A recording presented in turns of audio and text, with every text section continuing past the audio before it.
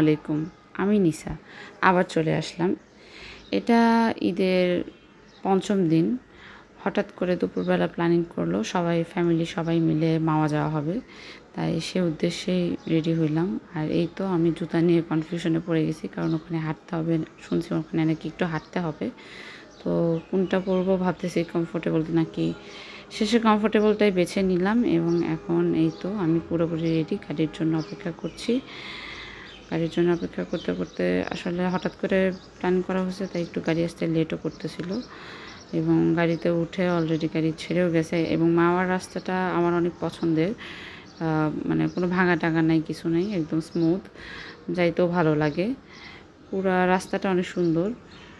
আর maybe আজকে আমি যতবার মাওয়ার রোডে গিয়েছি ততবারই কোনো না কোনো অ্যাক্সিডেন্টের ঘটনা দেখছি বা এরকম কিছু হয়েছে, কিন্তু আজকে আলহামদুলিল্লাহ এরকম কিছু ছিল না। রাস্তা অনেকটা ফাঁকা ছিল, গাড়িও তেমন জ্যাম ছিল না।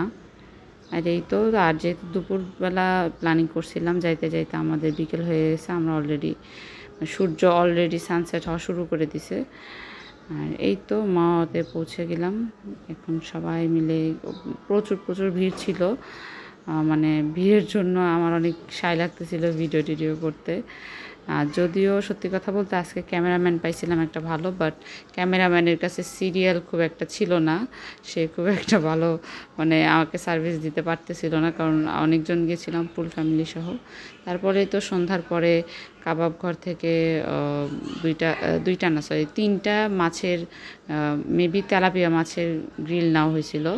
আমরা সবাই মিলে প্রায় 22 জন, মানে ড্রাইভার সহ 22 জন ছিল, ছোট বড় সব মিলে। তো এই তো মাছের গ্রিল খাচ্ছিলাম, খেতে খেতে একটু পর আবার এটা মনে হয় চিকেন কাবাব ছিল, চিকেন কাবাবও চলে আসলো। বাই দ্য ওয়ে এগুলো কিন্তু ইভিনিং স্ন্যাক্স ছিল, এগুলো মিল ছিল না, মেইন মিলটা ছিল না এটা।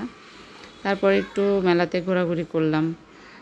পুরা মেলায় মাশাআল্লাহ অনেক লোক ছিল, অনেক স্টলও ছিল। এই তো ঘোরাঘুরি করতে করতে